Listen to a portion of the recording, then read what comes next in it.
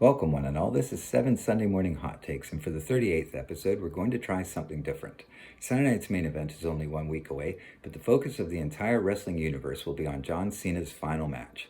And with not much else to say, I decided this week instead to present how the Dispatcher would book John Cena's last match, masquerading as 7 Hot Takes.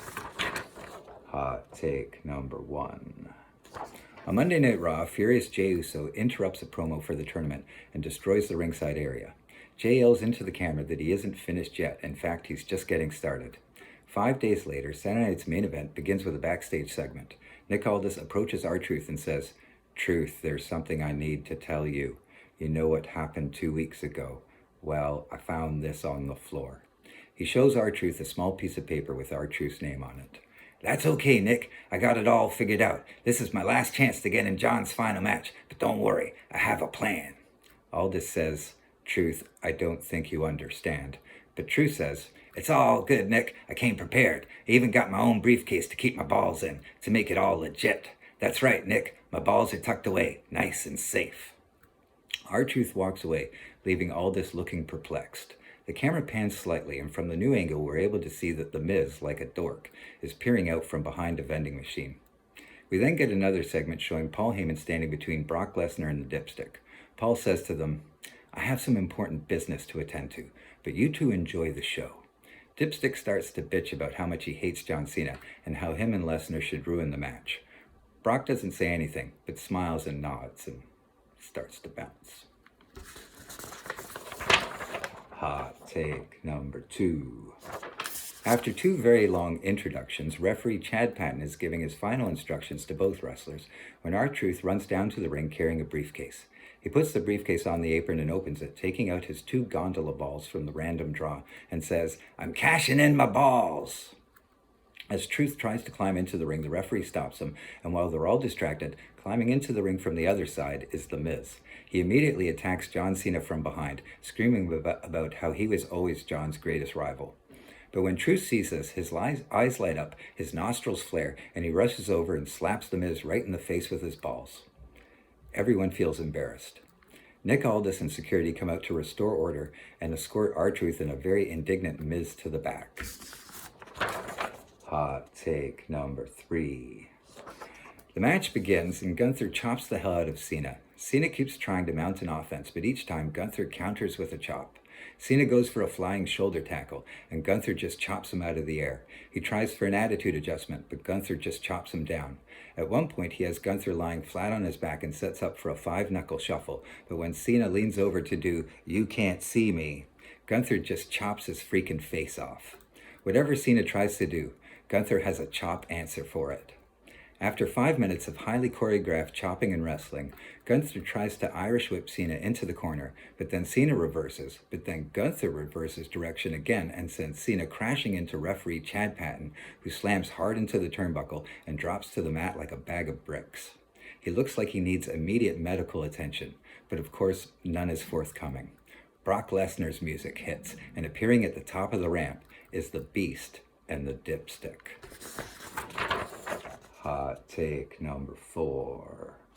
As the menacing pair make their way to the ring, John Cena is trying to revive Chad Patton, but Gunther sees them coming and says, "Oh no," waving a finger at them. He hops out of the ring and grabs a chair and goes to meet them halfway up the ramp. He immediately attacks Lesnar with the chair, not landing any serious blows, but backing Lesnar up. The Dipstick tries to circle around Gunther to attack him from the blind side, when suddenly, appearing out of nowhere, is Jey Uso, spearing the social media superstar in half. Brock and the Dipstick make a quick retreat up the ramp, and Gunther, still holding the chair, gives Jey a long look, and then a nod of respect, and tosses the chair aside. And then suddenly Jey spears Gunther. He grabs the loose chair and whacks Gunther right in the head with it, and then continues to hammer Gunther's back with the chair. Meanwhile, Cena, who has been unsuccessfully trying to revive Chad Patton, sees what's happening and is shocked and horrified. He bolts out of the ring and up the ramp and tries to stop Jey and talks some sense into him. "It should have been me! It should have been me!" screams Jey. "Not like this, Jey. Not this way," says Cena, and he reaches for the chair to take it away from Jey. But suddenly Jey smacks Cena with the chair, sending him tumbling down the ramp towards the ring. Jey follows him down and throws Cena into the ring, and then grabs both of Cena's legs and squares him on the ring post. Then, Bret Hart style, Jay locks in a hanging figure four, draping himself off the apron as Cena's legs are crushed into the ring post. Cena screams in agony. Security and officials, including Cody Rhodes, run down to the ring and attempt to break it up and subdue the maniacal Jey Uso. Meanwhile, medics are attending to Gunther on the ramp, who has a gash on his forehead that they're trying to stitch close. Hot take number 5. Jay is eventually escorted to the back by security, all the while displaying a belligerent defiance and mocking the crowd. Do it again? Don't touch me. Yeet. Do it again? Don't touch me. Yeet. Cody remains at ringside and slides into the ring to check on John Cena.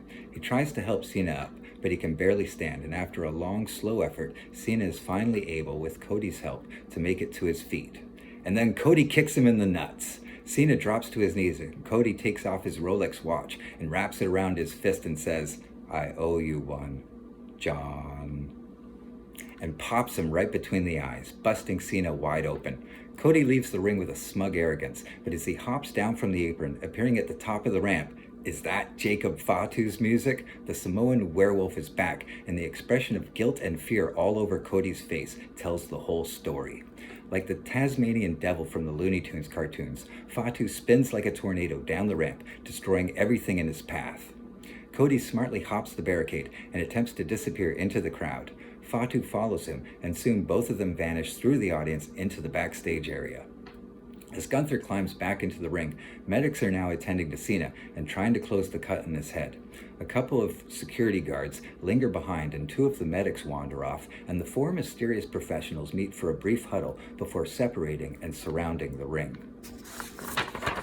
Hot take number 6.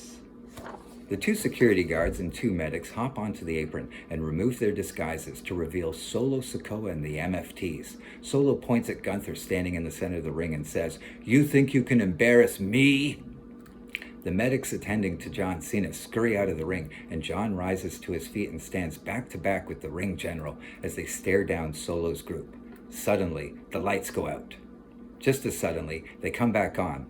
In the center of the ring, surrounding John Cena and Gunther in a protective circle, are the 4 male members of the Wyatt Six. Nikki Cross, dressed as Abby the Witch, stands on the announcer's desk. Wade Barrett on commentary starts to freak out. "No, no, no, that's enough," he screams. The MFTs and Wyatt Six begin brawling, most of them spilling out onto the floor, until eventually only Solo and Uncle Howdy are left fighting in the ring. Cena and Gunther watch helplessly from opposite corners as the 2 maniacs brawl between them. Wade Barrett on commentary screams, "That's it! I've had it! This is not the match I came to see!" He slams his headset down on the announcer's desk and stands up, waving his arms towards the ring. "Come on, gang!" he yells. And then 5 mysterious individuals, all wearing dark hoodies, stand up behind the commentary desk, climb over the barricade, and into the ring. Several of the members of this group are quite imposing, and one of them is absolutely enormous. They easily subdue Solo and Uncle Howdy and toss them from the ring. They remove their hoodies to reveal Obafemi, Osiris Griffin, Jasper Troy, Omos, and Sol Ruka. They unzip their sweaters to reveal that each of them wears a black t-shirt with a large yellow NXT-style N. Wade Barrett unzips his jacket to reveal the same shirt and says, "I thought something like this might happen. That's why I made some arrangements.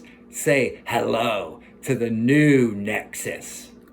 Everybody, the Wyatt Six, Solo and the MFTs, and the new Nexus, brawl all the way to the back, leaving John Cena, Gunther, and the still unconscious Chad Patton alone in the ring. Hot take number 7. Gunther grabs Cena and gives him a devastating powerbomb, and then puts Cena in a sleeper hold. Lying flat in the center of the ring, Gunther has it locked in tight. The only problem, there's still no referee. But then suddenly sprinting down the ramp is Charles Robinson. Like a comet, he's just a blonde blur. Perfect headfirst slide into the ring, but then he runs right past Gunther and Cena and goes directly to Chad Patton, attempting to wake him up. "Come on, Chad, you can do it. I know how much this means to you. Let's go, Chad," screams Robinson.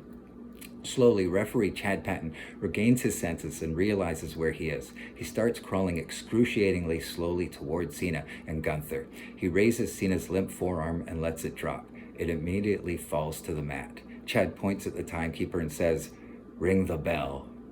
That's it. The match is over. The winner is Gunther by referee stoppage. Gunther rises, and as he has announced the winner, he pays respect to the fans and then bows toward Cena. He attempts to shake Cena's lifeless hand, but it's a futile gesture. Medical officials are once again surrounding Cena, looking worried and waving frantically to the back. 2 more medical personnel arrive at the top of the ramp, bringing with them a stretcher. The stadium goes quiet as the medics carefully place Cena onto the stretcher board and slide him under the bottom rope and then onto the stretcher. Just then, the lights suddenly go out and an eerie blue light fills the arena. Dong! The Undertaker's music hits, and appearing at the top of the ramp is the Undertaker, and he's accompanied by 6 druids carrying a casket. Undertaker leads them down the ramp, and the druids solemnly transfer Cena's corpse from the stretcher to the casket and then close the lid shut. Undertaker's music stops playing, and he leads the druids, carrying Cena's casket on their shoulders, back up the ramp to a deathly, morbid silence. The camera pans across the distraught faces in the audience before finally settling on a lone individual in the front row, the sad, dejected face of that poor kid. You know the one I mean. The camera pans out a bit more to reveal, sitting beside him, Paul Heyman. Paul leans in close and says, "Hey kid, is that your popcorn?" He then reaches across and grabs the bag of popcorn from the kid's lap, and the camera pans out a bit more to reveal, sitting on the other side of Heyman, is The Rock. He casually reaches into the bag that Heyman is now holding, grabs some popcorn, and tosses it into his mouth. Heyman says to the kid, "You don't mind, do you?" And I guess that's how I would book John Cena's last match. A final note, it's never revealed on camera, but the roles of the 6 druids are played by Matt Cardona, Nick Nemeth, Finn Balor, AJ Styles, Adam Copeland, and Chris Jericho. Thanks for being here. I'm the Dispatcher. You're on the top turnbuckle, and every day is a sunset flip.